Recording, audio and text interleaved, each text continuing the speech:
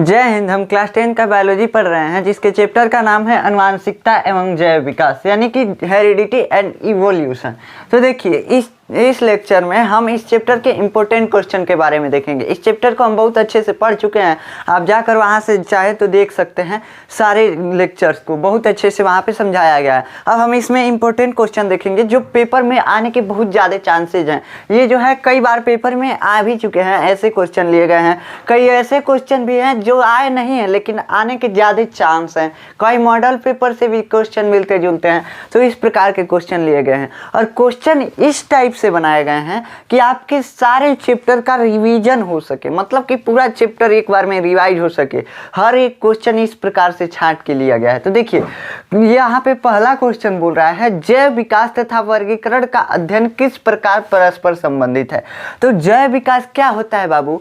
जीव में धीरे धीरे परिवर्तन की वजह से उसमें ज्यादा चेंज आ जाए तो क्या हो जाता है? जैव विकास हो जाता है। मतलब जीव में परिवर्तन आते आते, मतलब मान लीजिए कि मनुष्य में क्या हुआ, पहले मनुष्य के शरीर पे सुने होंगे बाल उल होते थे। मनुष्य पहले 4 पैरों पे चलता था, अब 2 पैरों पे चलता है। मतलब धीरे धीरे परिवर्तन होता गया, हम ऐसे बन गए, स्मार्ट बन गए एकदम। अब पहले कैसे थे? बंदर जैसे थे। तो बबुआ बताओ यहाँ पे ये जैव विकास क्या है? धीरे धीरे परिवर्तन होने से जीव में जो परिवर्तन आ जाता है उससे क्या कहते हैं? जैव विकास। मतलब नई पीढ़ी की उत्पत्ति हो जाती है, नई प्रजाति की उत्पत्ति हो जाती है, तो क्या कहते हैं कि जैव विकास हो गया। समझ में आ गया? मतलब चेंजेज को क्या बोलते हैं? जैव विकास। बस जीव में होने वाले चेंज को क्या बोलते हैं? जैव विकास। हमसे थोड़ा सा चेंज हमारा बच्चा हो जाएगा तो उसमें भी जैव विकास हो गया। समझ में आया? तो जैव विकास क्या है बाबू? चेंज, जो परिवर्तन आ रहा है, जो चेंज आ रहा है, क्या है? जैव विकास है। तो बोल रहा है जैव विकास तथा वर्गीकरण का अध्ययन किस प्रकार परस्पर संबंधित है। अब वर्गीकरण क्या होता है? इसको इंग्लिश में क्लासिफिकेशन बोलते हैं। तो देखिए वर्गीकरण यहाँ पे जीव विज्ञान में किस प्रकार से किया जाता है। देखिए होंगे आप पूरी पृथ्वी पे कितना ना जीव है। शेर, बाघ, चीता, जीवाणु, अमीबा, ईस्ट वगैरह सब मिला जुला के कितना जीव है? लगभग 7 मिलियन से भी ऊपर जीव हैं। अब बताइए इतने जीव हैं, हम सब के बारे में पढ़ेंगे बबुआ कि इसका बड़ी आंख ही काम करती है, इसका आंख देखने का नहीं सुनने का काम करता है। ऐसे पढ़ने लगेंगे तो जिंदगी भर पढ़ते रह जाएंगे, कब हमको पता नहीं चलेगा। तो इसके लिए क्या किया गया कि एक प्रकार के जीवों को एक समूह में रख दिया गया। जैसे में हम हैं और बंदर है। हमारा और बंदर का सारा सिस्टम मिलता जुलता है। हम कान से सुनते हैं, बंदर भी कान से सुनता है। अब हम आँख से देखते हैं, बंदरों आँख से देखता है। हाथ से कुछ करते हैं, बंदर भी ऐसे करता है। तो मतलब जितना मिलता जुलता जीव है ना, उसको ग्रुप वाइज बना दिया गया। मतलब ग्रुपिंग कर दी गई कि इस ग्रुप में इस प्रकार के जीव रहेंगे, इस ग्रुप में इस प्रकार के जीव रहेंगे। तो उसी को क्या बोलते हैं? क्लासिफिकेशन, मतलब वर्गीकरण। एक समान दिखने वाले जीवों को या एक समान जीवों को क्या कर दिया गया? एक ग्रुप में डाल दिया गया। फिर दूसरे प्रकार के जीवों को दूसरे ग्रुप में डाल दिया गया। तीसरे प्रकार के जीवों को तीसरे ग्रुप में। खत्म बत्ती हो गया। अब एगो ग्रुप के एगो कौन जीव को उठाएंगे, पढ़ लेंगे, पूरा ग्रुप पढ़ लिए। मान लीजिए हम अपना पढ़ लिए तो बंदरों का सेम वैसे ही होता है। बस बंदर क्या करता है बाबू? पैर से चलता है, यही बस अंतर है। और क्या है? कुछ अंतर नहीं है। बंदर का भी सेम जैसे आहार नाल हमारा सब वैसे ही होता है। समझ में आया? तो मतलब कौनो एगो ग्रुप में से बस एगो जीव को कौनो को उठाएंगे, बंदर को उठा लीजिए या हमको उठा लीजिए, दोनों सेम में है। समझ में आया? तो दोनों को एक को पढ़ लेंगे, हो जाएगा। अब देखिए ये बोल रहा है जैव विकास तथा वर्गीकरण का अध्ययन किस प्रकार परस्पर संबंधित है। तो बबुआ जैव विकास जो होता है ना, ये इस प्रकार वर्गीकरण से संबंधित है कि वर्गीकरण इसी प्रकार से किया जाता है कि ये जीव इससे जन्मा है, ये जीव, इस जीव की उत्पत्ति इस जीव से हुई है। तो क्या हुआ? इस जीव की उत्पत्ति इस जीव से हुई है। मतलब इसमें थोड़ा थोड़ा बस हल्का सा चेंज आया होगा, बस इससे उत्पत्ति हो गया होगा। जैसे चिंपैंजी सुना है ना, एकदम मनुष्य के टाइप का होता है, दांतों मनुष्य के जैसा होता है, हमारे जैसे दांतवा होता है उसका, लेकिन थोड़ा वो अलग टाइप में होता है, 4 पैर पे चलता है। अब बताइए चिंपैंजी जो होता है, चिंपैंजी देखिए कितना अच्छा ड्राइंग बन गया। देखिए चिंपैंजी जो होता है, चिंपैंजी से हमारे जैसे होता है। अब क्या हुआ? चिंपैंजी से हम जन्मे, चिंपैंजी से हमारा विकास हुआ, ऐसा होता नहीं है। चिंपैंजी और हमारे पूर्वज सेम थे, ये कहिए, ये कह सकते हैं। तो बताइए, चिंपैंजी और हमारे पूर्वज दोनों सेम थे, मतलब हम एक ही जीव से जन्म लिए थे। मनुष्य और चिंपैंजी जो है एक ही जीव से जन्म लिया था, एक कोई जीव होगा उससे जन्म ले लिया। अब बताइए, अब नहीं समझ में आया, देखिए कैसे एक जीव से जन्म ले लिया। मान लीजिए कि क्या हुआ, आप और आपकी बहन या आपके भाई आपकी एक पिता से जन्म लिए हैं, ठीक। अब उसके बाद क्या हुआ, कोई और मान लीजिए आपके चाचा हैं, आपके चाचा और आपके पिताजी एक अपने पिता से जन्म लिए हैं, तो एक एक जनक है, समझ में आया। तो ऐसे ही एक जीव दो जीव को ऐसे जन्म देते गया, पूर्वज बनता गया, समझ में आया। तो अब देखिए क्या हुआ, ये क्या हुआ, इस प्रकार से संबंधित है कि हल्का सा चेंज आया होगा बस दूसरा बन गया होगा, हल्का सा चेंज आएगा बस दूसरा पीढ़ी बन जाएगा, ऐसे हुआ होगा। तो मतलब हल्के हल्के चेंज है,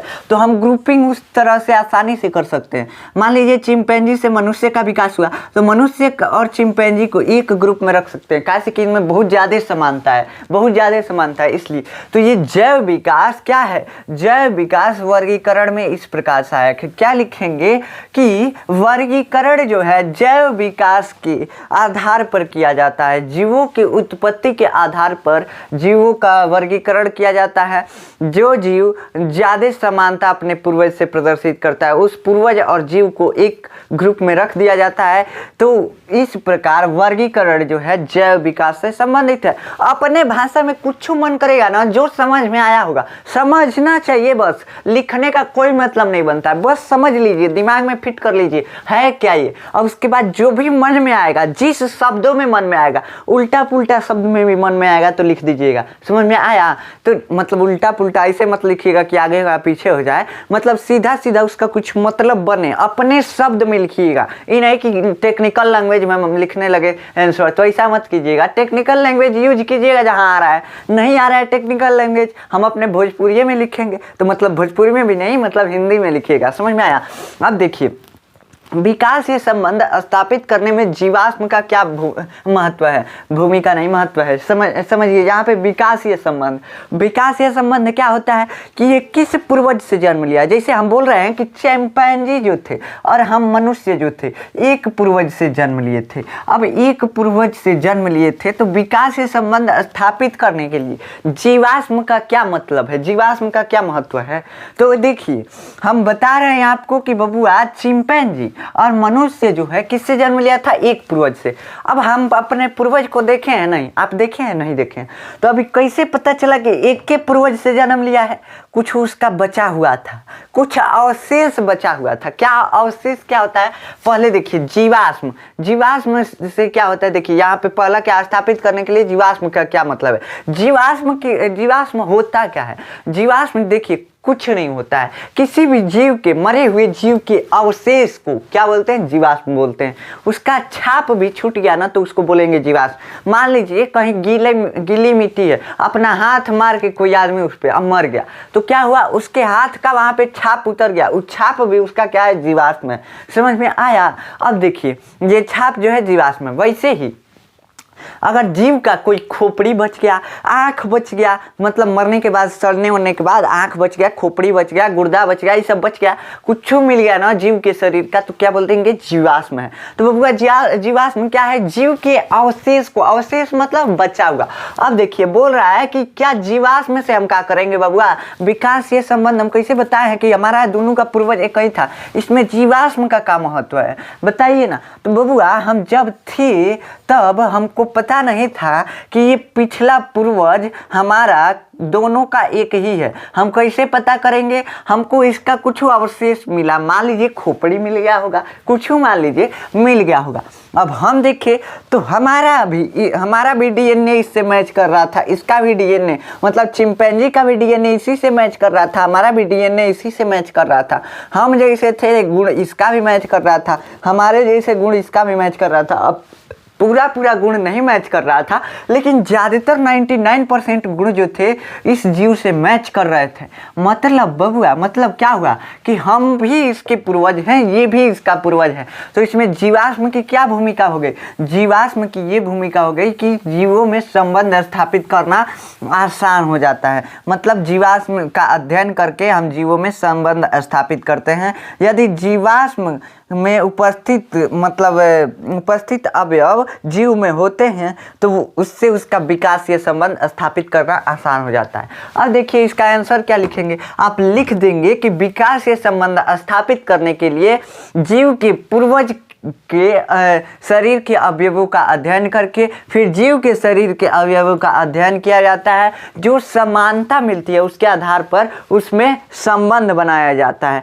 मतलब अवयव यहाँ पे क्या है? अवयव क्या है? टेक्निकल भाषा है। देखिए अवयव मतलब जिस चीज़ से बना है। ये हमारा हाथ जो है किस किस चीज़ से बना है? 5 गो उंगली है, तो ये 5 गो उंगली अवयव है। ठीक, हथेली है, एगो हथेली है, एगो हाथ में कहीं हथेली है ना, तो देखिए एगो हथेली अवयव है। तो ये अवयव क्या है? जिस चीज से बना है उससे अवयव। मतलब हम मान लीजिए हम कोशिका से बने हैं, तो हमारी कोशिकीय संरचना हमारे पूर्वज की कोशिकीय संरचना मैच करेंगे। अगर मैच किया कुछ तो कहेंगे हाँ इसका कुछ संबंध इससे है, और नहीं मैच किया नहीं है। समझ में आया? अब देखिए तो इसको ऐसे ही लिख देंगे। अब तीसरा क्वेश्चन बोलता है किन प्रमाणों के आधार पर हम कह सकते हैं कि जीवों की उत्पत्ति अजैविक पदार्थों से हुई है? क्या बोल रहा है? किन प्रमाणों के आधार पर हम कह सकते हैं कि जीव की उत्पत्ति अजैविक पदार्थों से हुई है? इसका मतलब क्या है? प्रमाण मतलब क्या होता है बाबू? साबूत। जैसे भारत में कहीं भी अपना गुनाह साबित करने के लिए साबूत चाहिए, मतलब बिना आरोप के साबित करने के लिए साबूत चाहिए। तो अब बताइए, अब साबूत यहाँ पे मांग रहा है कि बताओ क्या साबूत है तुम्हारे पास कि जीव की उत्पत्ति तत्वों से हुई थी, अजैविक पदार्थों से। जैविक अजैविक पदार्थ। देखिए जैविक पदार्थ क्या होता है? जैविक पदार्थ वो पदार्थ होते हैं जो जीव के शरीर से प्राप्त होते हैं। जैसे हमारे अंदर से अगर खून निकाल लेंगे तो खून क्या है? जैविक पदार्थ है। हमारे अंदर से चाम छील के निकाल लेंगे, क्या है? ये भी जैविक पदार्थ है। हमारे अंदर से बाल निकाल लेंगे, बाल भी जैविक पदार्थ है। कुछ भी हमारे अंदर से निकालेंगे या किसी जीव के अंदर से निकालेंगे जैविक पदार्थ हो जाएगा। अगर बाहरी चीज से लाएंगे तो क्या होगा? अजैविक पदार्थ होगा। नहीं समझ में आया? देखिए मान लीजिए कि आप प्लास्टिक तोड़ के लिया दे, वो क्या है? अजैविक पदार्थ है। क्या है? अजैविक। कैसे कि जीव के शरीर से नहीं निकाला गया। समझ में आया? तो अजैविक पदार्थ समझ में आ गया होगा आशा है। अब देखिए बोल रहा है किन प्रमाणों के आधार पर हम कह सकते हैं कि जीव की उत्पत्ति अजैविक पदार्थ से हुई है। अब बताइए ऑक्सीजन हम अगर वातावरण से उठा लिए तो क्या ये क्या है? अजैविक पदार्थ है। कैसे कि हम शरीर से किसी के शरीर से निकाले हैं नहीं, हम वातावरण से लिए हैं, तो ये क्या है? अजैविक पदार्थ। तो बोल रहा है कि अजैविक पदार्थ से कैसे उत्पत्ति हुई थी। तो आप पढ़े होंगे मिलर व यूरे का प्रयोग। हम लास्ट लेक्चर में आपको बताए हैं जीवन की उत्पत्ति कैसे हुई है, लास्ट लेक्चर इसी चैप्टर का। तो देखिए मिलर व यूरे के प्रयोग से भी ये प्रमाणित होता है कि जीव की उत्पत्ति अजैविक पदार्थों से हुई है। अब वो प्रयोग आप नहीं पढ़े हैं, हम जानते हैं आप नहीं पढ़े हैं। अब देखिए अब आप नहीं पढ़े हैं तो उसमें क्या यूज हुआ था? ये मेथेन यूज हुआ था, CH4NH3। क्या क्या यूज हुआ था? CH4NH3 और H2 यानी हाइड्रोजन। देखिए मेथेन, अमोनिया और हाइड्रोजन ये 3 यौगिक मिल करके 3 मतलब अणु मिल करके और जीव का निर्माण किए थे। ये कैसे मालूम चला? इसको कैसे प्रयोग कर लिया? तो प्रयोग ऐसे किया कि सभी जीवों में देख रहा था कि तीनों तत्व उपस्थित हैं। क्या है? सभी जीव के अगर उत्तक हो या कहीं से कुछ नोच लें तो हर जगह ये तीनों तत्व जो थे उपस्थित थे। माइक्रोस्कोप में देखा, मान लीजिए हमारा चाम नोच के देखेंगे ना तो इसमें क्या मिलेगा? देखेंगे तो ध्यान से देखेंगे, मेथेन मिलेगा या अमोनिया मिलेगा और हाइड्रोजन, ये तीनों मिलेंगे सर। तो ऐसे सब में देखा, अमीबा में देखा, ईस्ट में देखा, हम में देखा, मगरमच्छ में देखा, हाथी में देखा, सब में देख लिया और सब में ही तीनों मिल रहा था। तो मिलाया कि बबुआ ये कैसे हुआ है, आखिर सब जीव इसी से कैसे बने। तो देखा तो वो कल्पना किया कि पहले जीव होंगे नहीं, पहले जीव होंगे नहीं, लेकिन क्या हुआ, पहले तत्व जो वातावरण में उपस्थित थे कैसे अपने आप क्रिया कर गए, क्रिया करने से जीव का निर्माण हो गया। यानी इन तीनों के मिलने से, आपस में मिलने से एगो जीव बन गया। अब वो जीव क्या था, वो जीव जो था पूर्वज था, सभी जीवों का पूर्वज यही इसी से बना था। और इसी के बाद क्या हुआ, सभी जीव बनते गए, अमीबा, जीवाणु, वायरस, ये सब ऐसे ही बनते गए। मतलब सभी जीवों का पूर्वज ये है। समझ में आ गया? अब देखिए, ये समझ में आ गया होगा कि प्रमाण क्या है। प्रमाण बता दीजिएगा कि चूंकि सभी जीवों के शरीर में मीथेन, अमोनिया, हाइड्रोजन उपस्थित रहते हैं, जो कि पर्यावरण में भी पाए जाते हैं, इससे सिद्ध होता है कि पर्यावरण में किसी अभिक्रिया के फलस्वरूप, किसी अचानक हुई अभिक्रिया के फलस्वरूप अपने आप ये तीनों तत्व आपस में मिल गए होंगे। ये तीनों ही तत्व बस नहीं पाए जाते हैं, इसके अलावा और भी तत्व पाए जाते हैं। तो तीनों तत्व आपस में मिल गए होंगे, सॉरी तीनों तत्व नहीं, तीनों यौगिक आपस में मिल गए होंगे, जिसके वजह से एक जीव के शरीर का निर्माण हो गया, जो सभी जीवों का पूर्वज है। ठीक समझ में आ गया? तो इस आधार पर हम कर सकते हैं कि अजैविक पदार्थों से जीवों का निर्माण हुआ था। और मिलर व यूरे का प्रयोग आप उस वीडियो में जाकर पढ़ लीजिएगा, वो लिखना पड़ेगा इसमें। समझ में आया? अब देखिए, विश्व के सभी मनुष्य, अगर नहीं लिखेंगे तो भी कोई फर्क नहीं पड़ेगा, जितना बताएं उतना ही लिखेंगे तो भी सही है, लेकिन वो लिख देंगे तो और सही रहेगा। देखिए, विश्व के सभी मनुष्य एक ही पूर्वज से उत्पन्न हुए हैं, इसका प्रमाण दीजिए। अब बोल रहा है विश्व के सभी पूर्वज एक ही पूर्वज, विश्व के सभी मनुष्य एक ही पूर्वज से उत्पन्न हुए हैं। हम आपको बताए थे कि ऐसा प्रयोग में पाया गया है कि मनुष्य की उत्पत्ति जो है कहाँ से हुई थी, अफ्रीका से हुई थी। किससे हुई थी बाबू? अफ्रीका से हुई थी। ऐसे ही अफ्रीका से इंडोनेशिया, यूरेशिया, यूक्रेन वगैरह चलते चलते मनुष्य कहाँ आ गए, पूरा विश्व में छाप लिए, अपना राज्य स्थापित कर लिए। तो अब बताइए, मनुष्य का उत्पत्ति इसी के वजह से हुआ था। अब कैसे प्रमाण देंगे कि मनुष्य एक ही पूर्वज से उत्पन्न हुआ है? तो देखिए, सभी मनुष्य का हमारा आपका डीएनए मिलाया जाएगा तो डीएनए लगभग 99.99% मैच करेगा, मतलब सेम होगा। हमारे डीएनए का 99.99% क्या होगा, आपके डीएनए के सेम होगा। नहीं समझ में आया? ये होता है डीएनए, यही ना होता है, यही होता है डीएनए, सीढ़ीदार घुमावदार स्ट्रक्चर। आई मान लीजिए हमारा डीएनए है, आई आपका डीएनए है। समझ में आया? ये आपका डीएनए है। अब इसमें क्या हुआ, इस डीएनए में हमने देखा तो इसमें से इतना भाग, देखिए ना, इतना भाग मैच कर रहा था। देखिए, है इतना भाग छोड़ दीजिए, कितना भाग, इतना भाग छोड़ दीजिए। अब उसके बाद है पूरा मैच कर रहा है, इसमें भी इतना भाग छोड़ दीजिए, इतना भाग, तो ये पूरा मैच कर रहा है। अब देखिए, इतना डीएनए मैच कर रहा है पूरा, बस हल। इससे यह सिद्ध होता है कि मनुष्य जो है एक ही पूर्वज से जन्म लिए थे। अब देखिए क्या बोलेंगे कि देखिए, सभी मनुष्य का डीएनए 99.99% सेम होता है, समान होता है, कुछ परसेंट ही, कुछ भाग ही डीएनए अलग होता है। इससे यह सिद्ध होता है कि मनुष्य एक ही पूर्वज से जन्म लिए थे। इसमें आए परिवर्तन, मतलब जो 0.001% जो चेंज है वो किसके वजह से आया होगा, वो पर्यावरण, अलग अलग पर्यावरण परिस्थितियों में रहने के वजह से आ गया होगा। यही लिखना पड़ेगा आपको। तो कैसे आया होगा, मान लीजिए कोई ठंडी इलाके में रह रहा है तो ठंडी वाले का ठंडी में अडॉप्ट करने के लिए थोड़ा थोड़ा इसमें डीएनए में चेंज आ गया होगा। कोई गर्मी में रह रहा है तो वो एकदम जल रहा है, करिया हो गया होगा, और ठंडिया वाला गोर हो गया होगा। तो बताइए, हल्का हल्का चेंज आया ना, लेकिन वो दोनों तो मनुष्य है, तो एक ही पूर्वज से जन्म लिया था। इससे सिद्ध होता है। अब देखिए अगला क्वेश्चन क्या बोलता है, अगला क्वेश्चन बोलता है कि जाति उद्भव क्या है, वंशागति और उपार्जित लक्षणों में अंतर बताइए। क्या है वंशागति और उपार्जित लक्षणों में अंतर बताइए। वंशागति और उपार्जित लक्षण क्या होते हैं? देखिए, वंशागति लक्षण उन लक्षणों को बोलते हैं जो एक पीढ़ी से दूसरे पीढ़ी में ट्रांसफर होते हैं, और उपार्जित लक्षण उन लक्षणों को बोलते हैं जो एक पीढ़ी से दूसरी पीढ़ी में स्थानांतरित नहीं होते हैं, ट्रांसफर नहीं होते हैं, बस हम अपने जीवन में क्या कर लेते हैं उसको अपने जीवन में हम बनाते हैं। जैसे में क्या हो सकता है, आप अगर पढ़ रहे हैं तो ये आप फिक्स नहीं है कि आपका बचवा पढ़ेगा ही, हो सकता है गुंडागर्दी करने लगे, हो सकता है ना, हो सकता है। देखिए कोई महिला जो होती है, सब महिला का तो आप जानते हैं दिमाग तो हाफ माइंड होता है, ऐसा नहीं है कि उसके बचवा का दिमाग भी वैसा ही हो नहीं ना होगा, कैसे कि वो अपने जीवन में अर्जित की है लक्षण।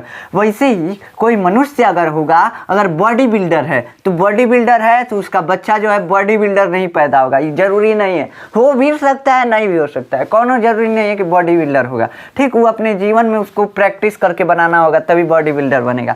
तो ये उपार्जित लक्षण क्या है, जो हम अपने जीवन काल में अर्जित करते हैं, जीवन काल में अपने आप को बनाते हैं। जैसे हाथ काट लिए उपार्जित लक्षण हो गया, पैर काट लिए उपार्जित लक्षण हो गया। अब कई वो तो फैशन में अपना पूरा मुंह छिदवा के बैठे हैं सब, वो विश्व रिकॉर्ड बनाने के लिए, तो वो क्या है उपार्जित लक्षण। ऐसा तो नहीं होगा कि उसका बच्चा पैदा होगा तो उसका पूरा मुंह छिदाया होगा, ऐसा तो नहीं होगा कि आप टैटू बनवा लिए तो आपके बच्चे के ऊपर भी टैटू बना हुआ होगा, नहीं ना होगा। तो ये उपार्जित लक्षण है, समझ में आया।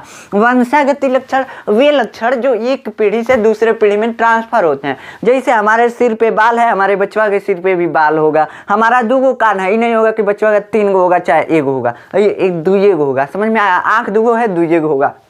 तो ये क्या है, वंशागत लक्षण है, मतलब एक पीढ़ी से दूसरी पीढ़ी में ट्रांसफर हो रही है कि अखिया इसका 2 गो है, 2 गो बनाना है, 3 गो नहीं बनाना है।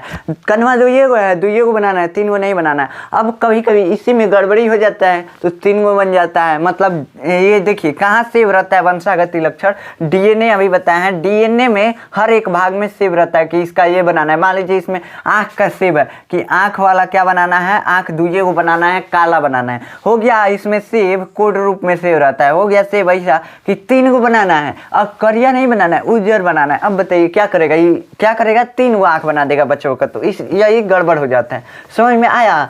तो यही होता है। अब देखिए वंशागति लक्षण जो होते हैं एक पीढ़ी से दूसरे पीढ़ी में ट्रांसफर होते रहते हैं, और उपार्जित लक्षण जो होते हैं हम अपने जीवन में प्राप्त करते हैं। वंशागति लक्षण जो होते हैं ये मतलब ट्रांसफर होते हैं, और ये उपार्जित लक्षण ट्रांसफर नहीं हो सकते हैं, समझ में आया। ये सब अंतर लिख दीजिएगा, जितना समझ में आएगा उतना लिख दीजिएगा। जाति उद्भव क्या है, प्राकृतिक वर्णवाद से इसमें किस प्रकार संबंधित है, ये किस प्रकार संबंधित है। देखिए जाति उद्भव क्या है, यह प्राकृतिक वर्णवाद से किस प्रकार संबंधित है।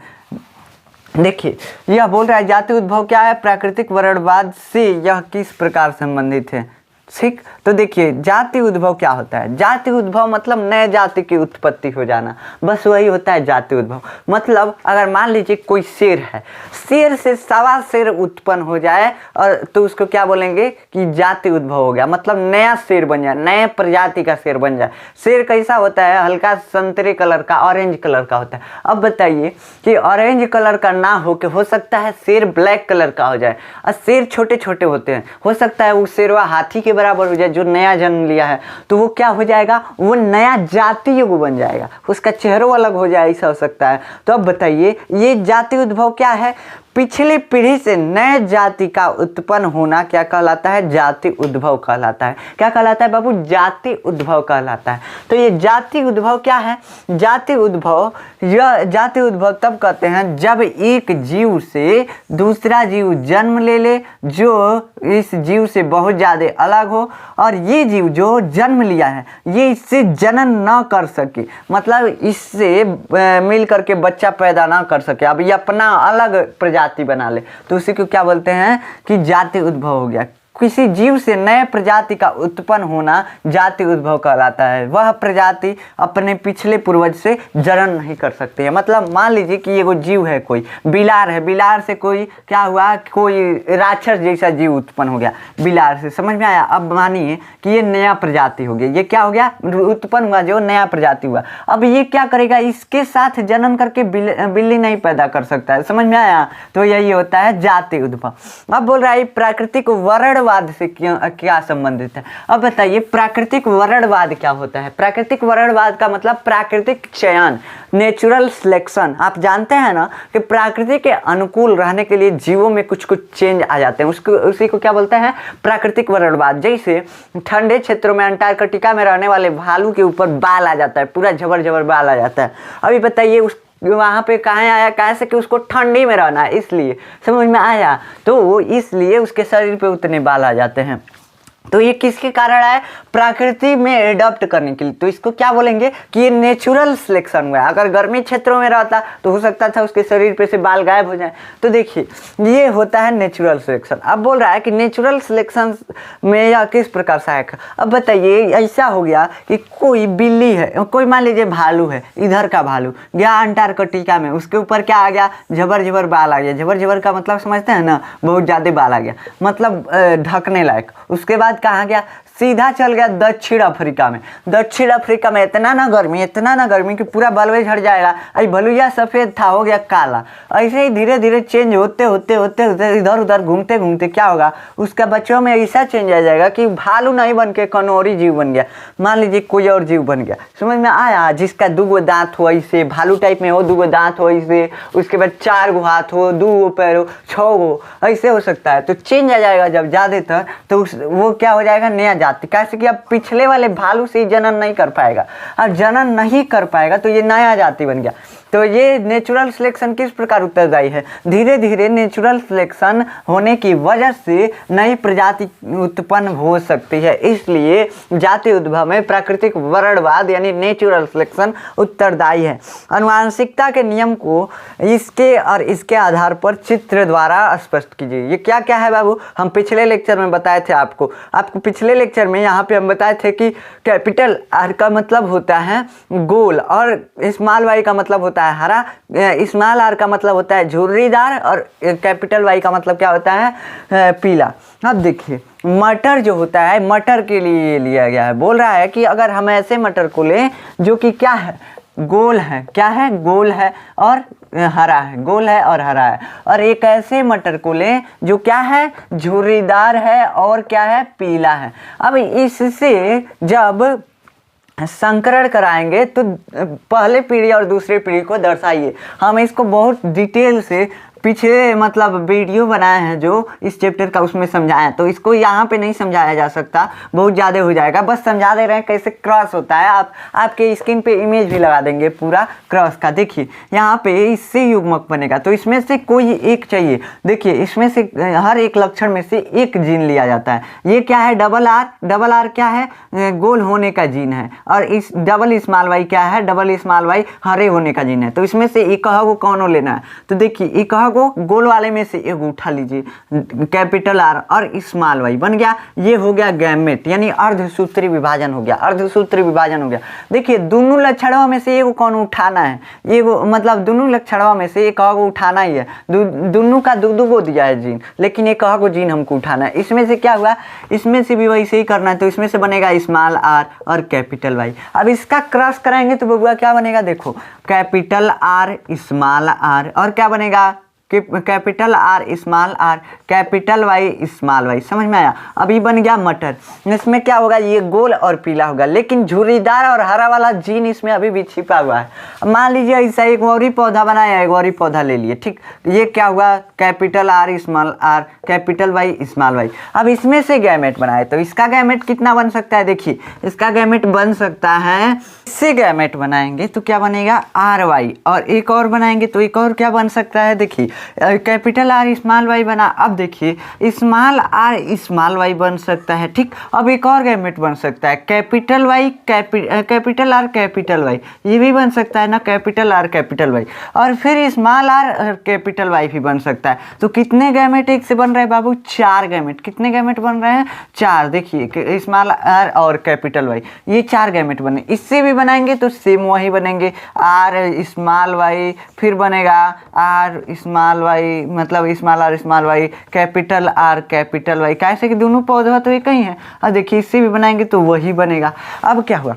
अब इसका क्रॉस कैसे कराते हैं? एक को पहले उठाएंगे, एक गैमेट को पहले उठाएंगे, इन सब से कराएंगे और एक लाइन में लिखते जाएंगे ऐसे। देखिए इन सब से ऐसे, इसको ऐसे नहीं लिखते हैं, इसको इस तरह से लिखते हैं। यहाँ पे देखिए कैसे लिखते हैं, एक बार हम लिख के ही दिखा दे रहे हैं। देखिए कैसे लिखते हैं, ऐसे लिखते हैं कैपिटल आर कैपिटल वाई। इसके बाद क्या लिखते हैं? कैपिटल आर स्मॉल वाई, फिर लिखते हैं small R capital Y, small R small Y. ये कितने हो गए? 4 गैमेट हो गए। अब इसके बाद क्या लिखते हैं? इसके बाद ऐसे लिखते हैं कैपिटल आर कैपिटल वाई, फिर लिखते हैं कैपिटल आर स्मॉल वाई, फिर लिखते हैं स्मॉल आर स्मॉल वाई, फिर लिखते हैं स्मॉल आर और कैपिटल वाई।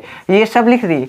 अब एक को उठाएंगे, इससे क्रॉस कराएंगे, फिर इसी को इसी से क्रॉस कराएंगे। तो इससे क्रॉस कराएंगे तो क्या मिलेगा बाबू? कैपिटल आर कैपिटल वाई, फिर कैपिटल आर और डबल आर मतलब और डबल कैपिटल वाई। देखिए ना, ये आर मिलकर डबल आर, कैपिटल वाई मिलकर डबल वाई। ऐसे इससे कराएंगे तो कैपिटल आर डबल आर हो जाएगा और कैपिटल वाई स्मॉल वाई। ठीक, ऐसे इससे कराएंगे, फिर इससे कराएंगे, इसको भी उठाएंगे, फिर इससे इससे इससे ऐसे करा के इसके सीधे में लाइन से लिखते जाएंगे। यही होता है क्या? यही होता है क्रॉस कराना। अब देखिए ये क्या बोला है, ये क्वेश्चन बोला है आपको कि इसके आधार पर चित्र द्वारा स्पष्ट कीजिए इसके लक्षणों के बारे में। तो देखिए यहाँ पे क्या हो जाएगा, यहाँ पे ये होगा, इसकी वजह से क्या क्या हुआ, 3 नियम आते हैं। कौन कौन से आते हैं? कौन कौन से आते हैं बाबू?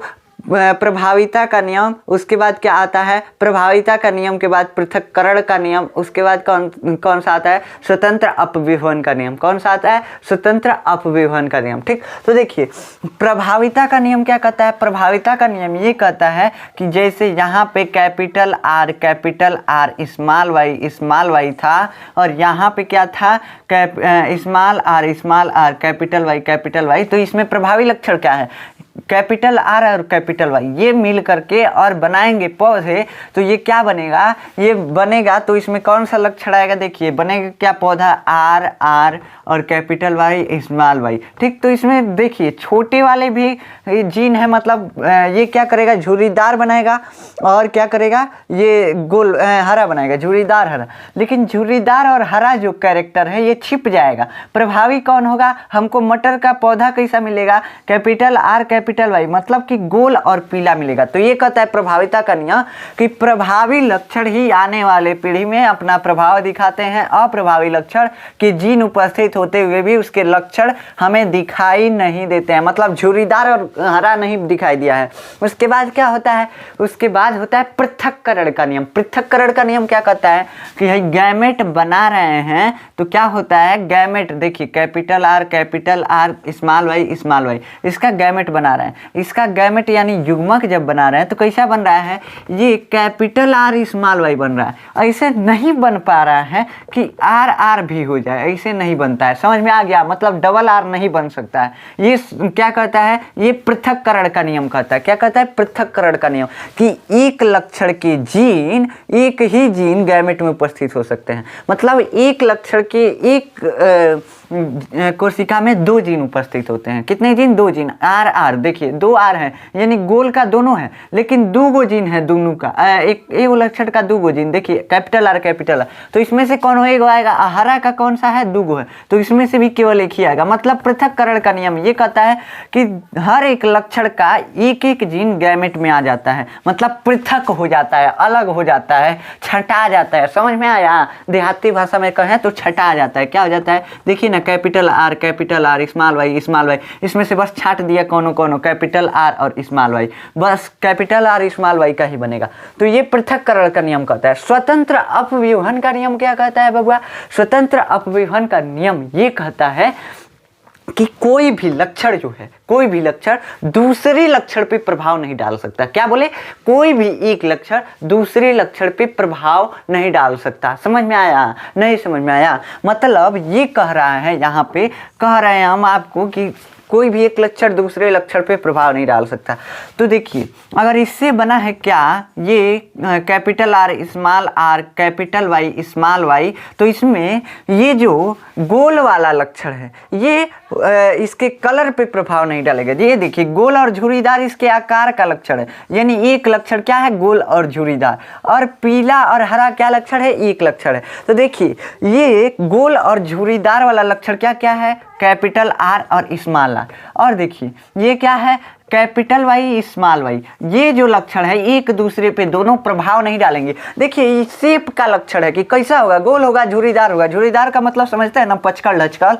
और उसके बाद देखिए मतलब ये जो होगा, ये लक्षण इस लक्षण पे प्रभाव नहीं डालेगा, ये कलर को डिसाइड नहीं कर सकता है। समझ में आया? यही कहता है क्या, यही कहता है स्वतंत्र अपविभन का नियम। तो मेंडल के 3 नियम, प्रभाविता का नियम, पृथक्करण का नियम, स्वतंत्र अपविभन का नियम, पृथक्करण का नियम, प्रभाविता का नियम, स्वतंत्र अपविभन का नियम। समझ में आया? तो देखिए यही कहता है, ये बोल रहा है कि ये गोल वाला जो लक्षण है इसके कलर नहीं बना सकता, इस पे कलर पे कोई प्रभाव नहीं डालेगा कि ये हरा होगा कि पीला होगा। तुझको जो होना है वो अपने लक्षण के अनुसार से हम बस गोल बनाएंगे, चाहे झुर्रीदार बनाएंगे, कुछ नहीं, उसके अलावा और नहीं कुछ कर सकते हैं। बस यही कहता है स्वतंत्र अपविभन का नियम। थोड़ा टफ है लेकिन अच्छे से समझ में आया होगा, आशा है। नहीं अच्छे से समझ में आया तो आज जाकर पिछला लेक्चर देख सकते हैं, उसमें बहुत अच्छे से समझाया गया है।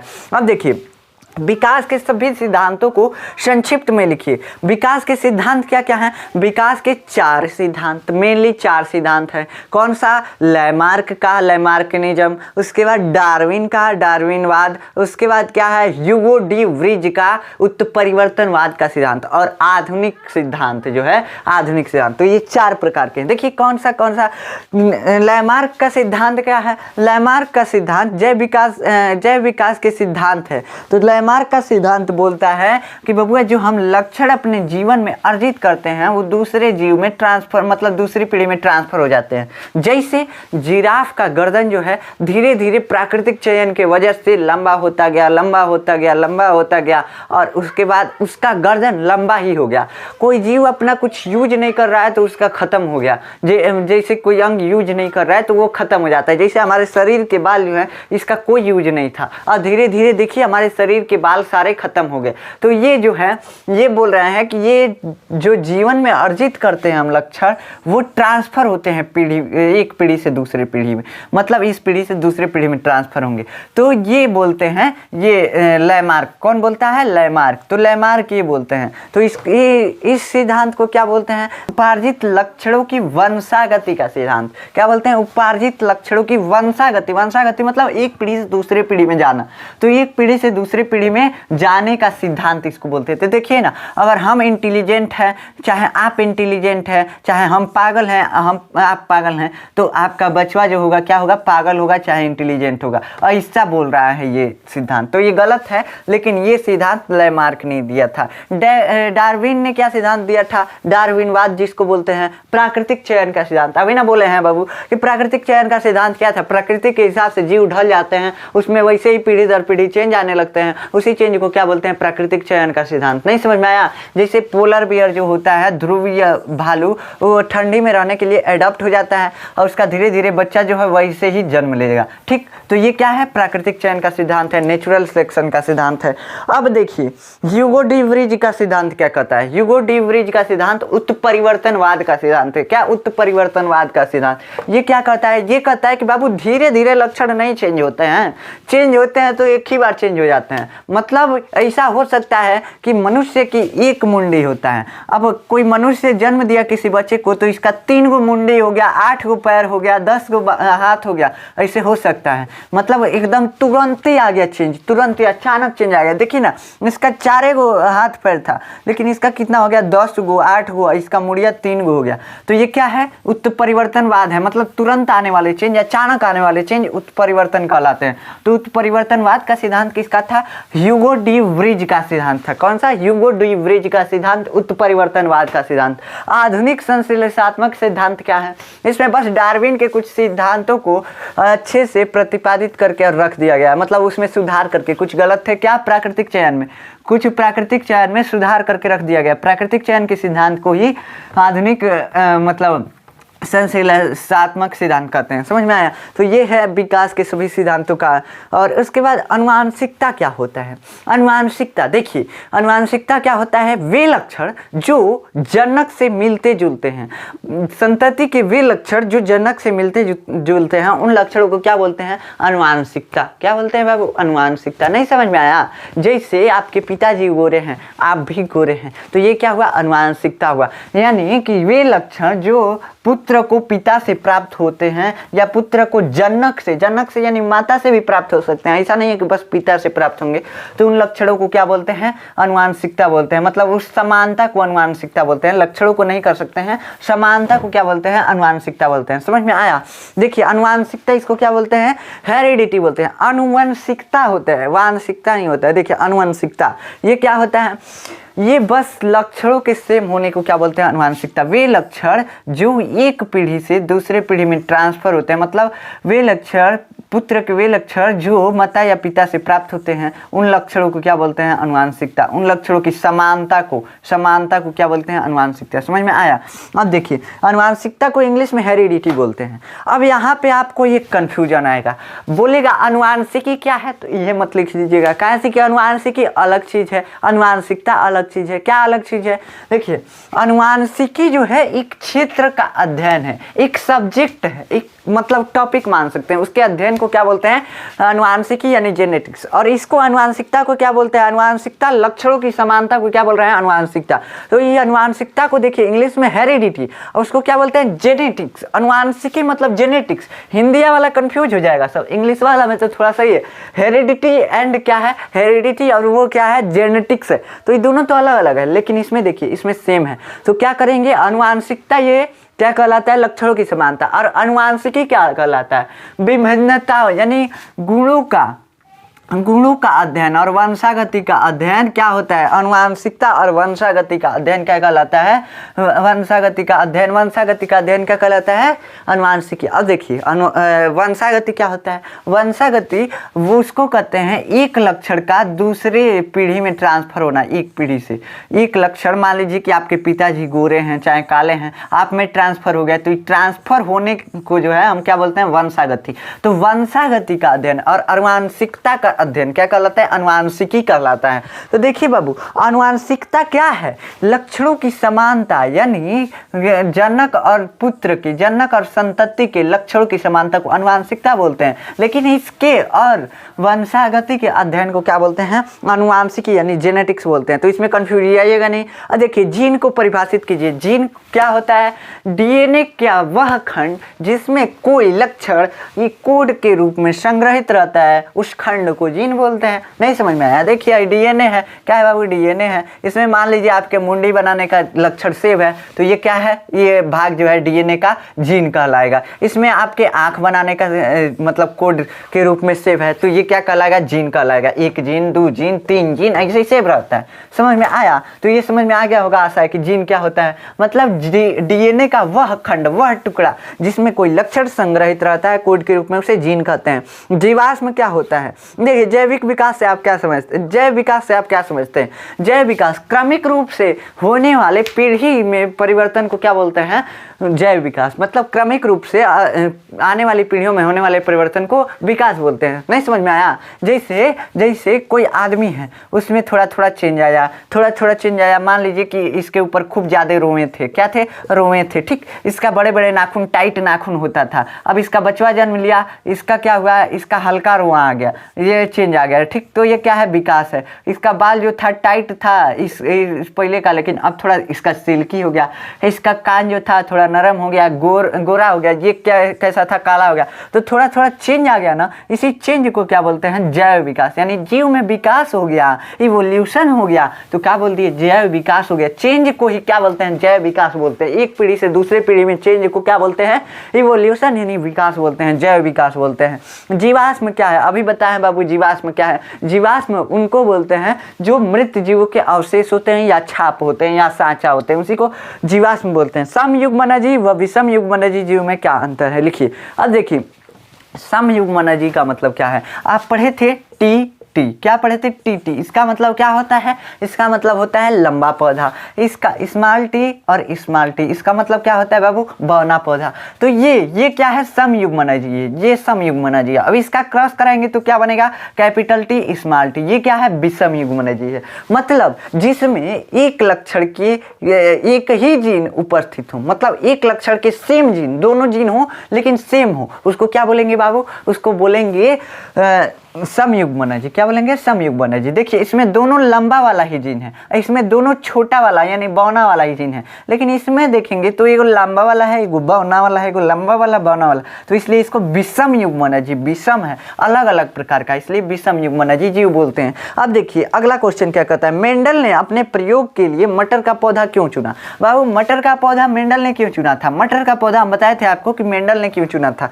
मेंडल ने मटर का पौधा इसलिए चुना क्योंकि मटर का पौधा जो होता है एक वर्षीय होता है, मतलब एक वर्ष में एक बार उगाया जाता है। उसके बाद ये क्या होता है, ये द्विलिंगी इसके पुष्प होते हैं। इसमें स्वपरागण पर परागण दोनों हो सकता है, पर परागण आसानी से कराया जा सकता है, इसलिए इसमें मतलब कि कई वैरायटी उपलब्ध है, कई किस्म उपलब्ध हैं, तो इसलिए इसमें संकरण कराना आसान था और इस पर आनुवांशिकी का अध्ययन करना आसान था, इसलिए मेंडल ने मटर के पौधे का उपयोग किया। अब कहेंगे कितना वक्त दिए, ये क्या है? देखिए बाबू, ये मेंडल ने मटर के पौधे का अध्ययन क्यों किया, काहे से किया? आप जानते हैं कि मटर वर्ष में एक बार उगाया जा सकता है। उसके बाद क्या होता है, मटर के फूल द्विलिंगी होते हैं, मतलब फूल में उसके क्या होते हैं, नर और मादा भाग दोनों होते हैं, पुंकेसर और स्त्री केसर, ये लोटवा टाइप का जो होता है ये दोनों होता है। समझ में आया? उसके बाद इसमें स्वपरागण, देखिए ना दोनों होता है, तो स्वपरागण भी हो सकता है, इसको नोच के फेंक देंगे, पर परागण भी आसानी से कराया जा सकता है। इसमें अलग अलग किस्म के होते हैं, कई झुर्रीदार होगा, कई पीला होगा, कई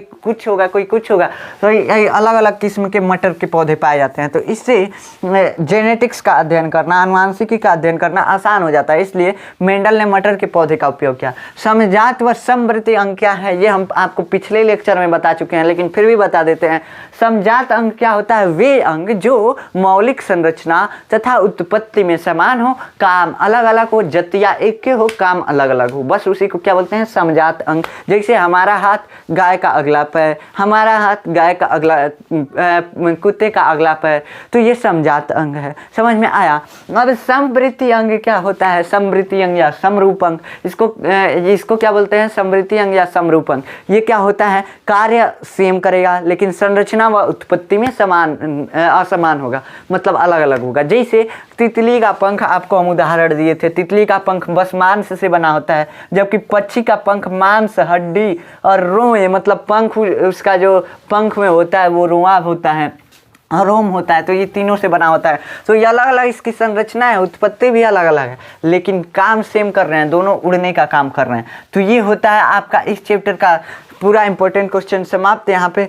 अब मिलते हैं नेक्स्ट लेक्चर, नेक्स्ट वीडियो में किसी और टॉपिक के साथ। आपका पूरा बायोलॉजी आज कंप्लीट हो गया ये एमसीक्यू और इम्पोर्टेंट क्वेश्चन के साथ। अब देखेंगे तो फिजिक्स अगले सेशन में पढ़ाया जाएगा, फिजिक्स और केमिस्ट्री पढ़ाया जाएगा। तो मिलते हैं नेक्स्ट वीडियो में, तब तक के लिए जय हिंद।